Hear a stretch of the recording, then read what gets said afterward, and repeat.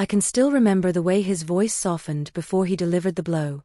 My son had always been clever with words, wrapping cruelty in concern like a gift in velvet paper. "Mom," he said that evening, standing in the doorway of my kitchen, "things are tight. The business isn't what it used to be.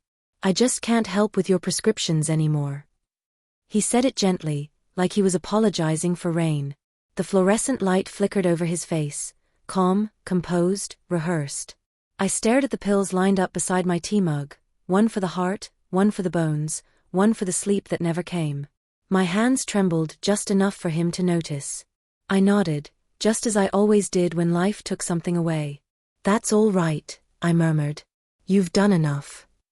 But inside, something shifted, a faint crack, like the first hairline fracture in fine porcelain. He kissed my forehead, left a folded grocery receipt on the counter, and told me to keep track of things better this month. Then he was gone, his car lights slicing through the darkness like two white lies speeding down the road. I stood alone in that kitchen for a long while, listening to the clock tick behind the hum of the refrigerator. There was a time that house had been full of laughter, of slammed cupboard doors and burnt toast and the sound of a boy running down the hallway yelling, "Mom, look." Now it was a museum of silence, and I was the only exhibit left. The truth is, I'd always believed in him, too much perhaps. After his father passed, I sold the small antique store we'd built together, so my son could finish college without worry. When his marriage crumbled, I opened my home again, gave him my savings to get back on his feet. He promised to repay me, to take care of me in my old age. He said I'd never have to worry. Now, 20 years later, he stood in that same kitchen and told me he couldn't afford my medication. For a moment, I believed him. I wanted to. The way any mother wants to believe her child still carries a scrap of decency inside. But when he drove away, I saw the gleam of his car's new rims, polished, custom, expensive. Struggling? Maybe. But not the kind of struggle that left you hungry. That night, as the rain began tapping on the windows, I opened the drawer where I kept the old receipts and notes. Years of careful records, dates, transfers, temporary loans. Every promise he made, every withdrawal, just until next month. I had kept them all. Not out of suspicion, but out of love. Out of a hope that someday he'd remember what he owed me, not the money, but the kindness. I looked at the stack. 10 years of handwriting, fading ink, and my own small notations, car payment, home renovation, business startup, insurance lapse. The total at the bottom of the page was almost absurd, 6 figures of sacrifice. And yet, the moment he said he couldn't help, I nodded like a fool. The next morning, I called the pharmacy. I told them I'd handle it myself from now on. The woman on the line hesitated, lowering her voice. "Mrs. Turner, your son already made a payment this month." My heart froze. He did. Yes, 2 days ago. A full month's advance. I thanked her and hung up, the receiver heavy in my hand. My son hadn't stopped paying. He told me he would, just to see how I'd react. Maybe to test if I'd protest, or to remind me who held control. Or worse, perhaps he was setting me up for something larger. I stared out the window, where his old oak tree leaned over the driveway. Its roots ran deep, twisting beneath the soil like the lies we'd both planted over the years. That evening he returned, cheerful, holding a takeout bag like nothing had changed. "Thought you'd like some soup," he said, placing it on the table. I smiled, played my part. "That's kind of you." As we ate, he began talking about the house again, how old places like this were too much work, how property taxes keep climbing. He said it all casually, spooning soup as if he were discussing the weather. Then he looked up at me, eyes kind but calculating. "You know, Mom, maybe it's time we thought about selling." There it was. The real motive, not prescriptions, not pity. The house. I felt my stomach twist. "Sell?" I repeated, my voice barely steady. He nodded. "You could move into one of those nice retirement condos. Closer to town. Less stress." I looked around the room, at the photos on the walls, the small marks where his height had been penciled on the doorway, the chair his father used to sit in. "This is my home," I said quietly. "I know," he said with a practiced sigh, "but it's just not practical anymore. You can't maintain it alone." He reached across the table, touching my hand. His palm was warm, but his words were cold. Let me handle everything, okay? Trust me. I smiled faintly, the same smile I'd used to survive decades of small betrayals disguised as love. Of course, I said. I trust you. But as he left that night, I wrote something new in my notebook. He wants the house. Days passed.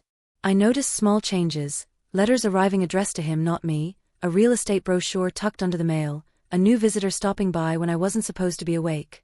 I watched from the upstairs window one night, my son standing outside with a man in a suit, pointing toward the porch, the garden, the property line.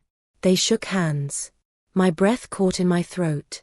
He wasn't just planning. He was already selling. The next morning, I asked him casually, "Did someone visit last night?" He hesitated, then smiled too quickly. "Oh, just a friend."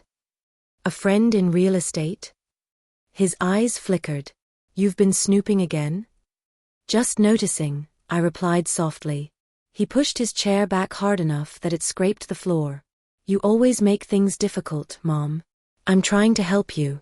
You should be grateful someone still cares enough to handle your mess." "My mess." He stormed out, and the door slammed so hard the glass in the cabinet rattled. I sat there in the echo, shaking. Somewhere deep down a memory stirred, his father's voice the night before he died, "Never sign anything you don't understand, darling. Especially if it comes from family." That night, I found the folder on his desk, half open, careless. Inside were papers with my name printed neatly at the top. Transfer of ownership. Authorization to act on behalf of owner. My signature was there too, or something close to it. I felt the blood drain from my face. He'd forged it. I sank into the chair, the edges of the room spinning. Betrayal is never a single moment, it's a slow erosion until one day the ground gives way beneath you. For years I had believed that love and loyalty were the same thing. But staring at that folder, I realized I had raised someone who saw love as leverage. I placed the papers back, careful not to leave a trace. My heart pounded in my chest like a clock counting down to something inevitable. I knew I couldn't confront him yet, not without proof, not without a plan. So I did what he never expected, I pretended to weaken. I let my hands shake more at breakfast. I forgot where I put things. I spoke slower, sighed heavier. Each act of frailty gave him confidence, and with confidence came carelessness. He began taking phone calls in the open, leaving mail on the counter. Even boasting, half drunken one night, to a friend on speakerphone, "She won't even know what hit her. The place is worth 7 figures. I'll handle it before Christmas." My chest burned, but I stayed silent, listening from the hallway shadows. The next day, I went to the attic. I hadn't climbed those stairs in years. Dust danced in the thin shaft of light as I opened the trunk that had belonged to his father, the one labeled documents. Inside, beneath the yellowed insurance papers, was the original deed to the house, signed, sealed, and witnessed decades ago. My husband had been meticulous. And at the bottom, a small envelope I had never noticed before. It was sealed with wax and carried my husband's handwriting. "If ever you are betrayed, read this." My fingers trembled as I broke the seal. Inside was a single page, his steady cursive still strong despite the years. "If they ever turn against you, don't fight them with anger. Fight them with truth. The law remembers what love forgets." That night, when my son returned, I was sitting by the fireplace, the letter folded in my lap. He looked at me with that same easy confidence. "You look tired, Mom. Maybe I should handle your finances from now on. Less worry for you." I met his gaze and smiled softly. "You're right," I said. "It's time I let someone else handle things." He blinked, surprised at how easily I agreed. "Really?" "Really," I said, standing slowly. "But before we do, there's one last paper your father wanted me to show you." His smile faltered. "What paper?" I held up the envelope, the one his father had written all those years ago. His expression changed, confusion mixing with something darker. "What is that?" he asked, his voice suddenly tense. "It's a reminder," I said quietly, "that not everything you've buried stays hidden." He froze. "What are you talking about?" I didn't answer. I only turned toward the fireplace, the flames reflecting in the glass of the framed family photo above the mantel, the one of him as a boy, smiling between his parents. Some truths, I whispered, burn brighter when you think they're gone. He stared at me, searching for meaning. I smiled faintly, folding the letter back into its envelope. Good night, son. And as he left the room, I caught the flicker of fear in his eyes for the first time. Because he knew, somehow without me saying a word, that I had seen everything. After that night, the air inside the house changed. It wasn't home anymore, it was a stage. Every word, every glance, every polite smile between me and my son had a script beneath it. He thought he was writing it. But quietly, I was learning to read between his lines. The next morning, he brought me flowers, lilies, white as guilt. Just because, he said, setting them on the table like peace offerings. I smiled. They're lovely. What's the occasion? No occasion, Mom. I just feel bad about how tense things have been. Let's start fresh. I nodded, but my eyes drifted to the folder he'd placed beside the flowers, brown leather, tied with a red ribbon. My name was written on it. What's this? Oh, just some small updates, he said. Insurance stuff and maybe an early transfer, so things are easier when the time comes. He said it gently, as if discussing the weather again. When the time comes. He wanted me gone, legally, if not physically. I pretended to hesitate, brushing my fingers across the ribbon. That's kind of you, dear. Maybe we'll go over it together tomorrow? My eyes are tired tonight. He smiled, but there was tension in his jaw. Of course. Tomorrow. He left early that evening. The moment his car lights vanished, I untied the ribbon. Inside were power of attorney forms, property transfer papers, and something that looked like a medical consent form, giving him full authority over my care. It wasn't just my house he wanted. He wanted my freedom. The next day, I visited an old friend, Margaret, my neighbor from 3 houses down. We used to work together at the church kitchen before my arthritis slowed me down. When she opened the door, her face lit up. Well, I thought you'd turned into a recluse. I smiled weakly. I've been busy. Over tea, I told her parts of the truth. Not everything, not the forgery, not yet. Just enough to measure her reaction. Your son's been handling your finances, she asked cautiously. Yes. He says he wants to simplify things. Margaret leaned back, frowning. You be careful, love. My cousin had a son who did the same, sold her house from under her nose. She only found out when strangers moved in. Her words hit me like a bell tolling in an empty church. Sold her house. I gripped my teacup tighter, feeling the warmth seep into my trembling fingers. Would you know a good lawyer? I asked. Margaret hesitated, then nodded. There's a woman in town, Emily Norris. Smart as a whip, works with elder cases. Tell her I sent you. That afternoon, I called Emily. Her voice was brisk, professional, yet kind. Mrs. Turner, come by tomorrow morning. Bring any papers you have. I glanced at the stack hidden under my bed. I'll be there. That night, I slept only in fragments. Every sound felt amplified, the creak of the floor, the wind at the window, the faint hum of the refrigerator. At 3 a.m., I heard footsteps outside my room. Soft, deliberate. Then, silence. When I woke at dawn, the folder on the kitchen table was gone. At 10 a.m., I walked into Emily Norris's office, a tidy space smelling of coffee and new carpet. She looked younger than I expected, mid-30s maybe, hair tied back, sharp eyes behind delicate glasses. Mrs. Turner, she greeted, shaking my hand warmly. Let's see what we're dealing with. I laid out the documents I had salvaged, receipts, notes, the forged signatures. She examined each page with the precision of a surgeon. After 20 minutes, she looked up. This is serious. He's preparing to transfer ownership under power of attorney. But this signature. She held up one page. It's not yours, is it? No, I whispered. It's close, but it isn't mine. She nodded slowly. Then you're in danger, Mrs. Turner. If he files these, he can sell your home without your consent, and there's little you can do after the fact. My stomach twisted. Can we stop him?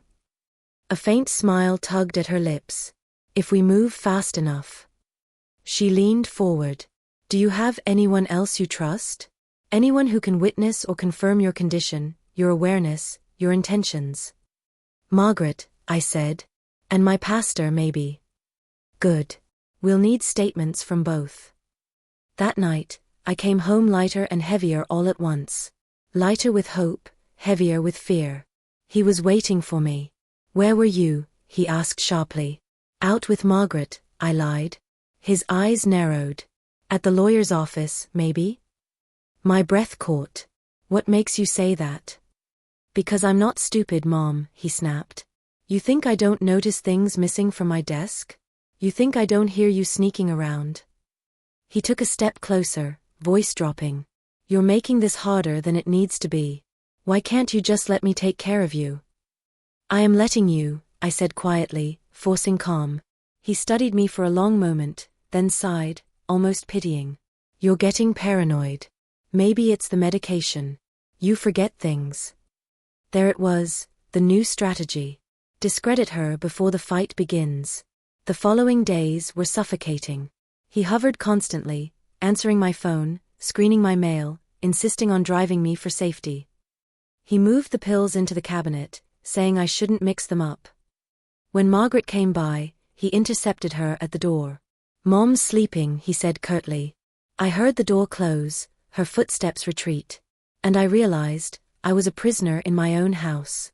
On the 5th morning, he brought breakfast to my room. Pancakes, orange juice, too sweet. He smiled. You'll feel better if you rest more. I thanked him, though I barely ate. When he left, I poured the juice into the sink. My head felt foggy, not from age, but from something heavier. He was drugging me. That night, I pretended to swallow the pills he handed me. I smiled, tucked them under my tongue, and spat them out once he left. My thoughts cleared over the next 2 days, and so did my plan. If he wanted to make me look frail and confused, I'd give him exactly what he wanted, until it was too late for him to reverse course. On the 7th day, I told him I'd sign whatever he needed. His relief was almost theatrical. Really? He asked, eyes gleaming. Yes. You're right, dear. I can't handle things anymore. He fetched the folder like a magician, revealing his final trick. It's all ready. Just sign here and here. He pointed to the spots. My hands shook, deliberately this time. Maybe I should use my glasses, I murmured. No need, Mom. I'll guide you.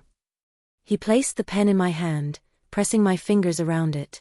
But just before the tip touched paper, I looked up and asked softly, Are you sure this is what Dad would have wanted? His eyes flickered. Of course. He'd want you taken care of. Even if it meant losing the house he built? He hesitated. It's not about that, Mom. Don't make this harder. I smiled faintly and pressed the pen down. Instead of signing, I drew a single crooked line, unreadable. There, I said. Done. He exhaled, satisfied. He didn't even look closely. Later that night, I took the copy he left behind and placed it in the envelope with my husband's letter. I knew Emily would understand what to do. But the next morning, before I could call her, 2 strangers showed up at the door. Men in clean suits, polite smiles that didn't reach their eyes. Good morning, ma'am. We're here for the property inspection. I froze. Inspection? Yes, your son arranged it. Preparing for valuation. They stepped inside without waiting. One of them began taking photos of the walls, the fireplace, the porch. I followed them numbly, my heart pounding. When they left, my son appeared minutes later, holding a coffee cup like he'd just returned from a stroll. Everything okay? He asked casually. I wanted to scream, but I didn't. I smiled instead. Yes. Everything's fine. That night, I called Emily from Margaret's phone. He's moving faster, I said. Inspectors came today. She inhaled sharply. Then we file now. Meet me tomorrow at 9. Bring every document you have. I will. When I hung up, I turned toward the window, and froze. Outside, parked half hidden behind the hedge, was his car. Lights off. Engine silent. He was watching me. The next morning before dawn, I packed the papers into a grocery bag and slipped out the back door. The air was cold, sharp against my lungs. As I walked toward Margaret's house, my knees ached, my heart pounded. Halfway down the road, headlights flared behind me. "Mom!" His voice shouted from the car. "Where are you going?" I didn't turn. I just kept walking. He pulled up beside me, window down, voice urgent. "Get in the car. It's cold." I shook my head. "I'm fine." He sighed heavily, then softened his tone. "Please, Mom. You'll get hurt out here." I stopped. For a moment, I saw the boy he once was, the one who brought me dandelions in a chipped cup and swore he'd always take care of me. That boy was gone. The man beside me was a stranger with my son's voice. "I just need a walk," I said quietly. He hesitated, then drove off, slowly, watching in the mirror. When I reached Margaret's porch, I exhaled for the first time in minutes. She opened the door instantly, pulling me inside. "You look pale," she whispered. "I have to get to Emily's office," I said. She nodded. "I'll drive." At the law office, Emily greeted us with a smile that masked urgency. "Good timing," she said. "I've already filed a temporary injunction to freeze the property. He can't sell it now without your consent." I nearly cried.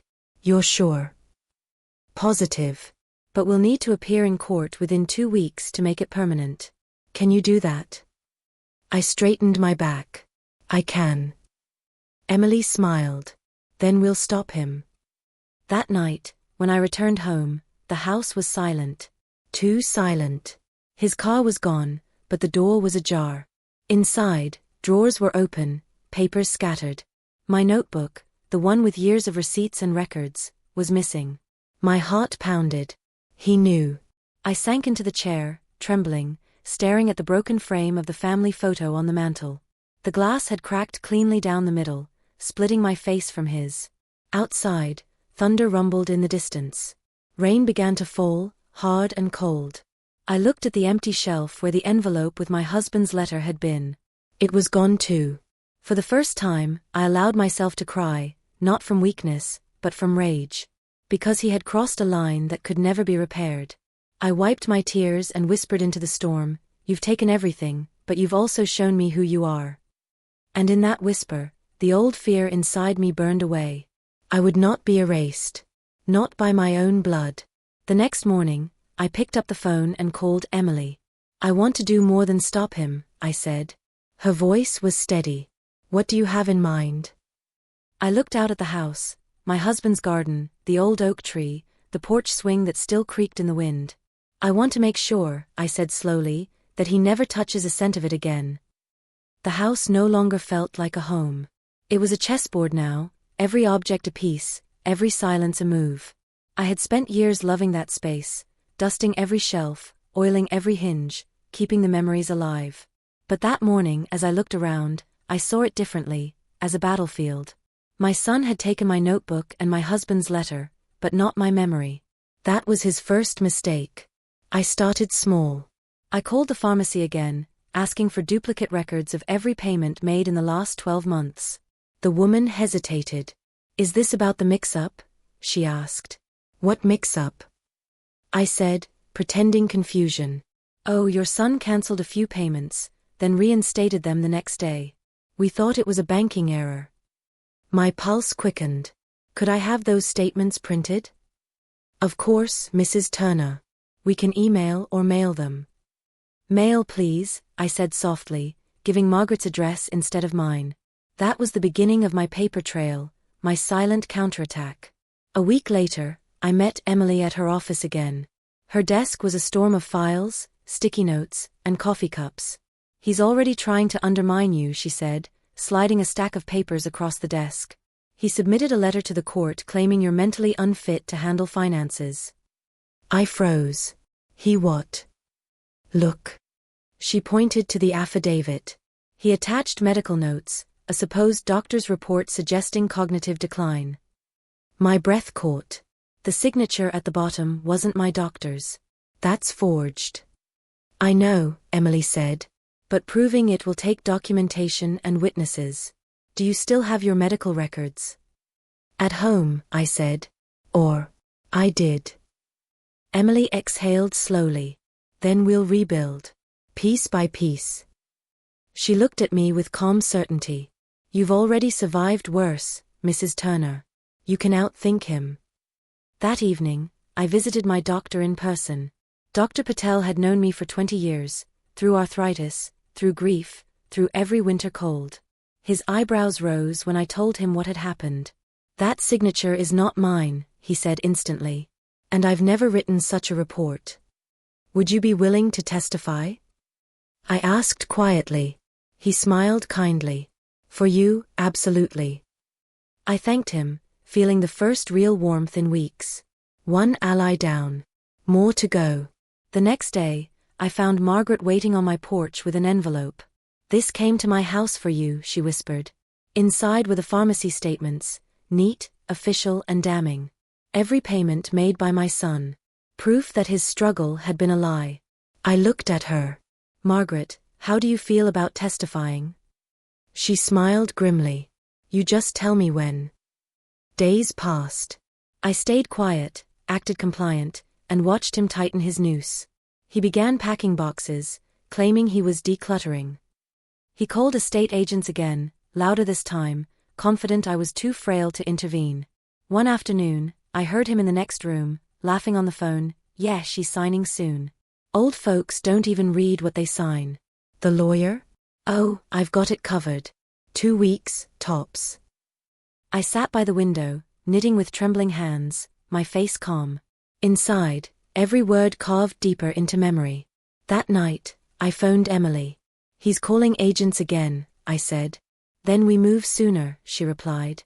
I'll schedule a hearing next week. But I'll need your testimony and witnesses. I'll be there, I said. Good, she added. And Mrs. Turner, don't let him suspect. I won't, I said. He thinks I've already surrendered. The next morning, I played my role perfectly. I asked him to help me write a grocery list, to drive me to church, to fix the kitchen tap. I smiled, laughed faintly, acted forgetful. The more helpless I appeared, the bolder he became. He left his phone on the counter once, briefly, but long enough. A message flashed across the screen. Buyer confirmed. Offer accepted. Need signature by Friday. Buyer. Offer. Friday. I took a deep breath and whispered, 3 days left. That evening, I made tea for both of us. You've been working hard, I said, pretending to sound proud. He chuckled. Trying my best. You'll see, Mom, once this place is gone, you'll finally relax. A smaller place will be easier. Of course, I said. You've always had good ideas. He smiled, unaware of the irony. I'll take care of everything. You just rest. I watched his face, confident, smug, familiar. Then I smiled too, hiding my fury under the calm of motherhood. I trust you, dear. And he believed me. The next day, Emily called. The hearing set for Friday morning, same day as his supposed sale. Bring Margaret and Dr. Patel. We'll expose everything. My heart raced. I'll be there. She paused. Are you sure you're safe until then? I hesitated. He's unpredictable when he feels cornered. Then stay with someone until the hearing. I glanced at the old oak outside. He'd notice if I left. Then at least have someone with you. I nodded. Margaret will stay tonight. That evening, Margaret arrived with a casserole and her knitting bag. We sat by the fire as rain whispered against the windows. I keep thinking of his father, I said softly. He'd be heartbroken to see this. Margaret placed her hand over mine.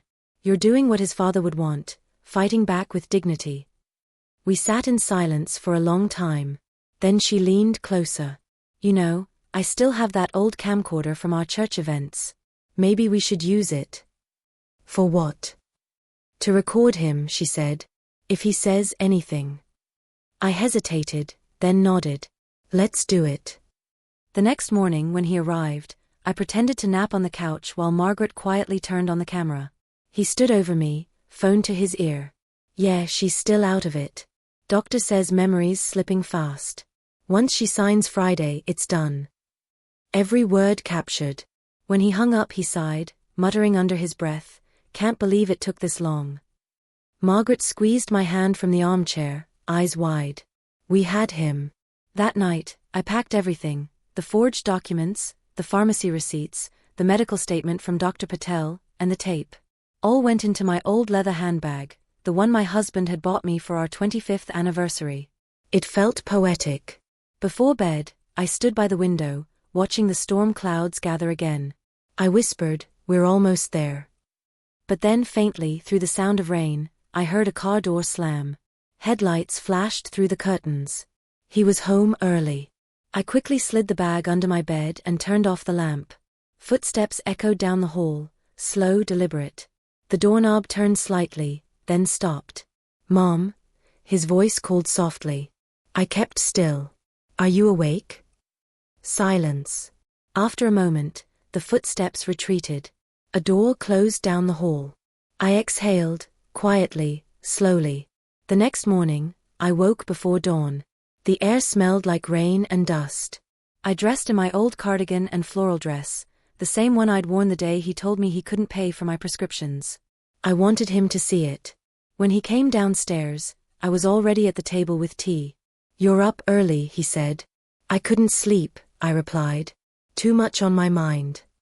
He smiled faintly. "Everything will be better after today." "Yes," I said, staring into my cup. "It will." He poured himself coffee, humming softly.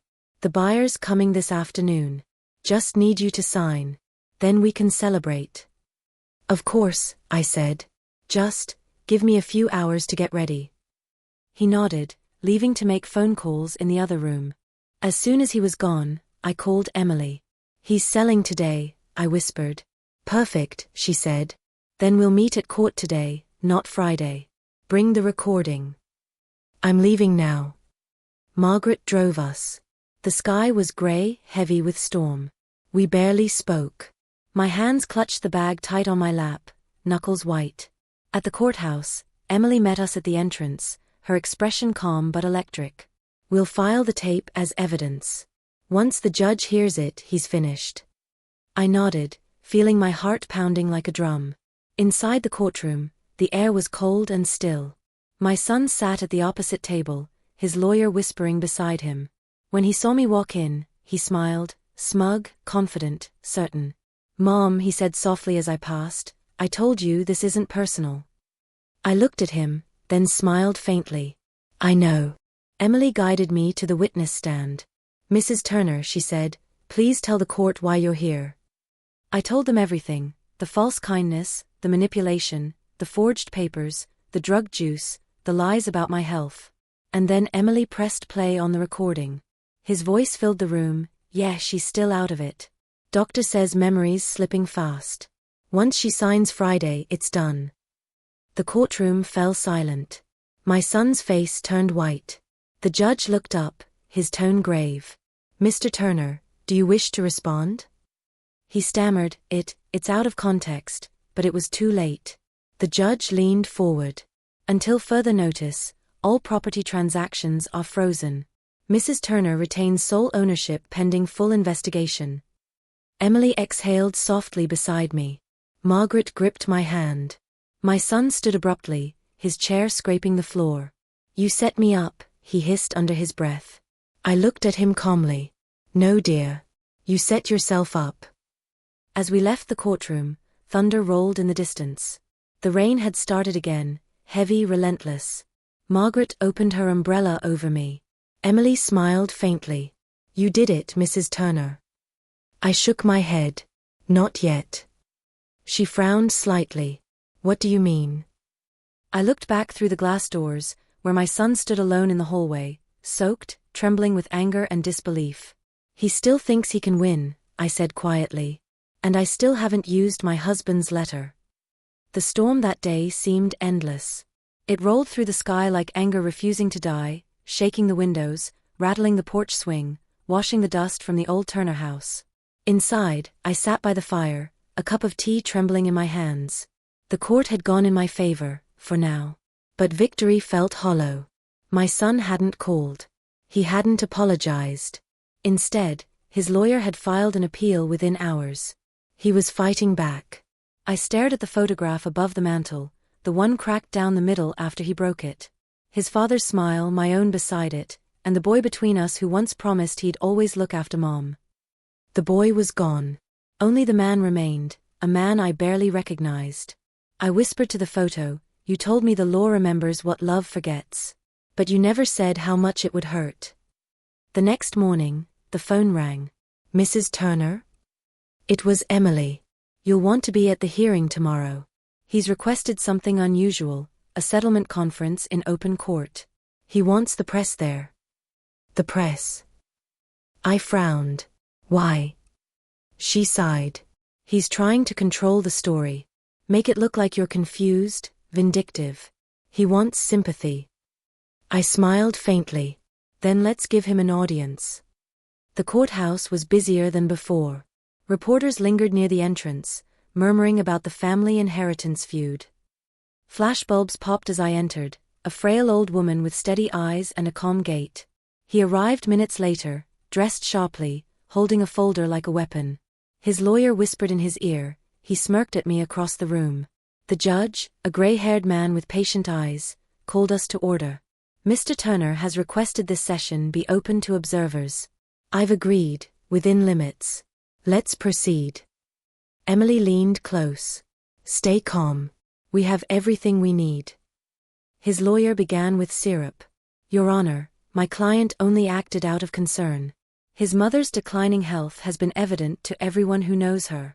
He merely sought to protect her assets and well-being." He gestured toward me with practiced gentleness. "She's confused, emotional. She's being manipulated by outsiders." A murmur rippled through the room. Cameras clicked. Emily stood, her voice crisp.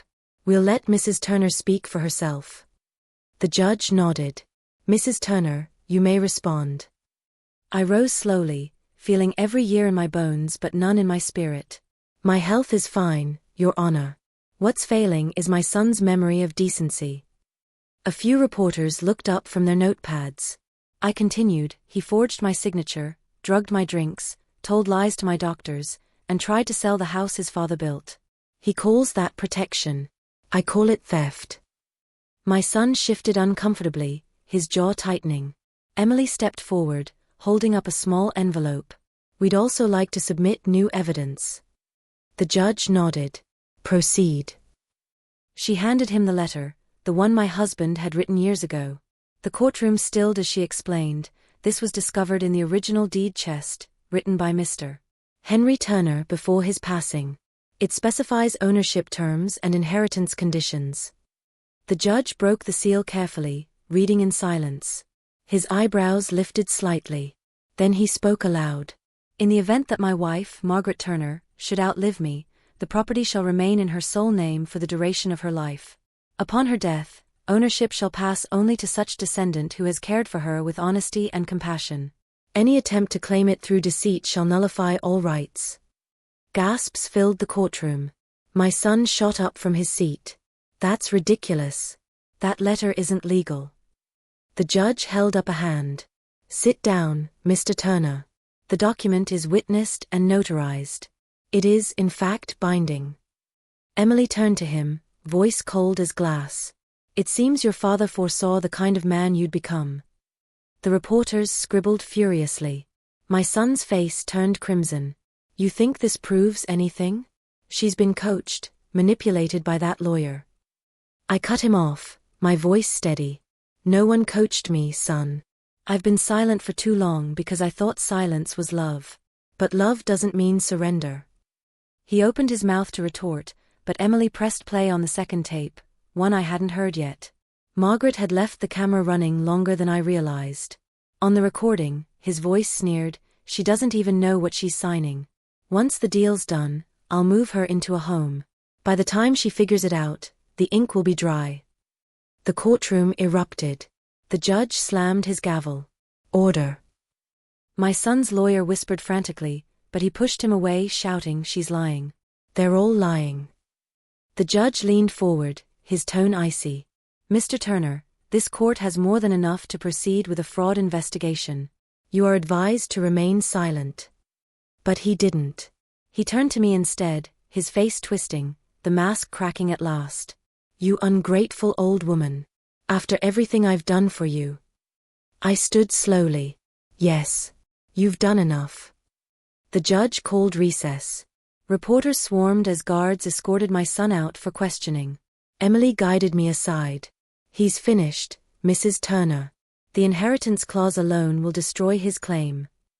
I exhaled, trembling, half from relief, half from sorrow. What happens to him now? Fraud, forgery, attempted theft, possibly prison time, Emily said softly. Are you sure you want to press charges? I looked out the window. Rain streaked the glass, blurring the courthouse lawn. For a long moment, I said nothing. Then quietly, yes.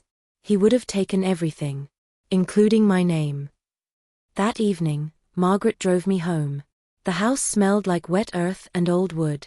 The storm had passed, leaving the air heavy and clean. We sat in the living room, the fireplace crackling faintly. He'll hate me forever, I said. Margaret took my hand. Let him. Hate can't touch peace.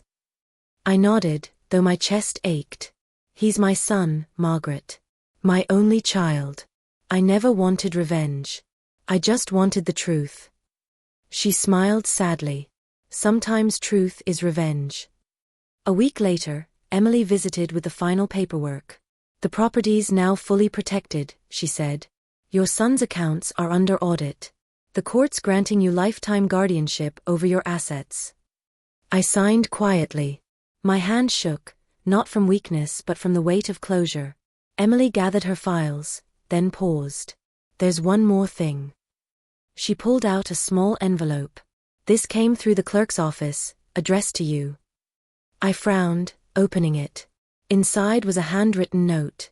Mom, I never wanted it to end like this. You'll hear I did terrible things, and you're right, I did. But you'll also hear I'm a monster. I'm not. I was desperate. I thought losing the business meant losing your respect. I thought money would make me matter again. I'm sorry. No signature. Just the faint indentation of a tear.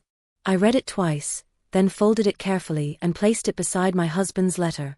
Margaret asked softly, will you forgive him? I stared into the fire. One day. But not yet. The weeks that followed were quiet. Reporters moved on.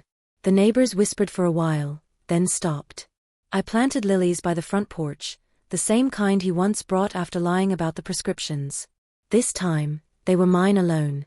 I took morning walks again, greeting familiar faces, feeling sunlight on my skin. The air smelled of rain and peace. But every night before bed, I opened the window and looked toward the distant highway where his car used to appear. I whispered, I hope you find yourself, son. Because I've finally found me. I thought that was the end. Until one evening, months later, a letter arrived, stamped from the county records office. Inside was a single sheet, unsigned. Check the property line. He sold more than you think. My hands went cold. I stepped to the window, staring at the oak tree by the driveway, the one that marked the old boundary. For a moment, the shadows seemed deeper, the silence heavier. Then I noticed it, a small wooden stake in the soil near the hedge. Fresh, painted white. When I saw that white stake in the ground, my heart began to race, slow at first, then faster, pounding like thunder in my chest. It looked so ordinary, almost harmless. But nothing around here had been harmless for a long time. I stepped outside into the cold dusk, clutching my shawl around my shoulders. The wind had the smell of damp soil and the faint sweetness of lilies from the porch. The wooden stake gleamed faintly under the last trace of sunlight. Someone had been here, recently. The grass around it was flattened, the earth freshly turned. I bent down, tracing the edge of the disturbed soil with my fingertips. There were small tire marks leading toward the back road. He had been here. The next morning, I called Emily. You said the property was secured, I began, my voice tight. It is, she said quickly. Why? Because I found a new boundary marker near the hedge. Fresh paint. Her tone changed instantly. Don't touch it. I'll send someone from the registry. By noon, a surveyor arrived, a young man with mud on his boots and a clipboard in his hand. He measured, paced, and frowned. "This marker doesn't belong here," he said. "It's been moved 15 feet inward. Someone tried to redraw your property line." My knees weakened. "Meaning?" "Meaning," he said carefully, "someone's trying to claim part of your land, maybe to develop or resell it." I closed my eyes. He wasn't finished after all. That evening, I sat by the window, staring at the oak tree that had stood for nearly 50 years. My husband planted it the year our son was born. Its roots ran deep, deeper than greed, deeper than betrayal. I realized what he'd meant by "he sold more than you think." He'd sold part of the land while I was still under his control. Before the injunction. Quietly, in pieces, using forged documents. I called Emily again. "Can we get it back?" She sighed. "If we can prove fraud, yes. But it'll take time. Months, maybe years." "I've got time," I said. "And proof." That night, I went through every box in the attic, the ones my son had never bothered to touch. Old taxes, receipts, blueprints, and letters. At the bottom of one folder, I found an old map of the property, the original one, dated 1979, with the deed's official boundary. And something else, a handwritten note from my husband. "If they ever divide what we built, the truth will be buried under this tree." The oak. My breath caught. I went outside, the flashlight trembling in my hand. The earth under the tree was uneven, a patch of darker soil that didn't match the rest. I knelt, dug carefully with my trowel until metal clinked against metal. An old tin box. Inside, wrapped in plastic, were documents, property deeds, original ownership papers, and signed bank receipts. My husband had hidden everything that proved the house and land were entirely mine, untouched and indivisible. Tears blurred my vision. He had protected me long before I knew I'd need protecting. At dawn, I brought the box straight to Emily's office.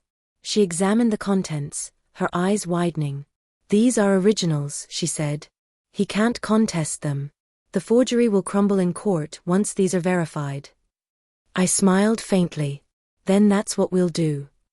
She looked at me for a long moment. "You know, most people your age would have given up." "Most people," I said softly, "haven't been betrayed by their own blood." The second hearing was brief but explosive. My son looked smaller this time, the confidence gone, the arrogance dulled by exhaustion. When Emily produced the box, he froze. The judge asked, "Do you recognize these documents, Mr. Turner?" He swallowed. "No, I don't know what those are." "They're your father's originals," Emily said sharply. "Signed, sealed, and notarized decades ago. You tried to sell land that was never yours." He glanced at me, not with hatred this time, but panic. "Mom," he whispered. "Please. Stop this." I felt something break inside, not pity, not revenge, but a kind of weary release. "You stopped this, not me," I said quietly. "You did it the day you lied about my pills." The judge spoke firmly. "Given the overwhelming evidence, the court finds Mr. Turner guilty of fraud and attempted property theft.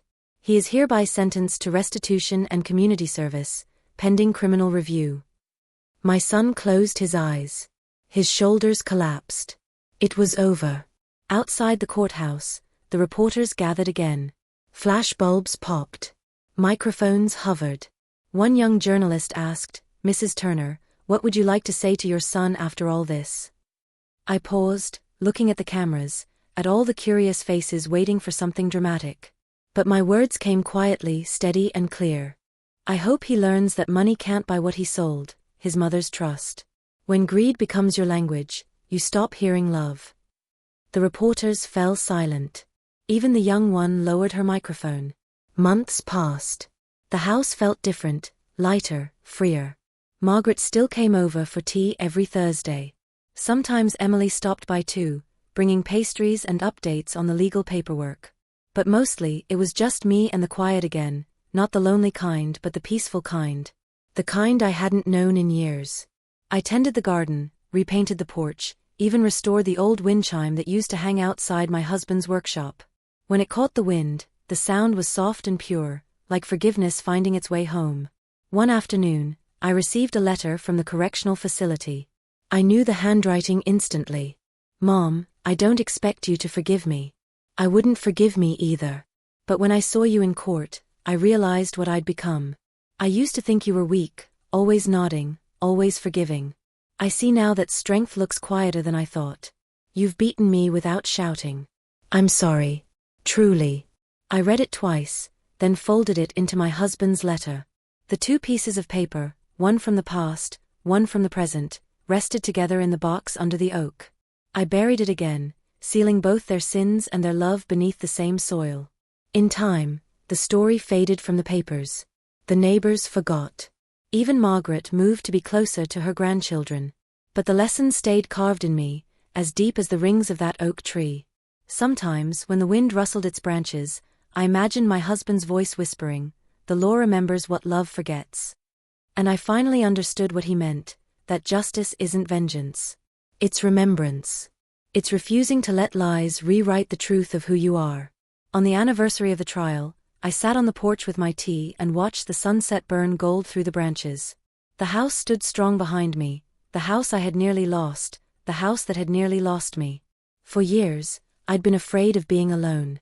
But that evening, as the light faded and the crickets began to sing, I realized something simple and profound: solitude isn't loneliness when it's earned through truth. I whispered into the wind, "I forgive you, my son. But I'll never forget." Then I smiled, because forgiveness wasn't a gift for him, it was a release for me. Before I went inside, I turned to the camera, the one Margaret had given me after the trial, saying, "Tell your story, Maggie. Let others hear it." I clicked it on and spoke directly to the lens. If someone you love ever tells you they're struggling, but their lies weigh heavier than their honesty, listen with your heart, not your guilt. I believed silence was love. But love needs truth to survive. Don't let anyone, not even family, convince you that your worth depends on their comfort. I smiled faintly. Now, before I end this, tell me, what would you do if the person you trusted most asked you to sign away your peace? Would you? The recording ended there. The house fell quiet again, but this time it felt alive, breathing, listening, remembering. Outside, the lilies swayed under the porch light, the oak tree rustled in the breeze, and for the first time in years, I didn't feel like a victim. I felt like the keeper of a truth that no one could ever take again. Family isn't blood. It's trust. And trust, once sold, can't be bought back.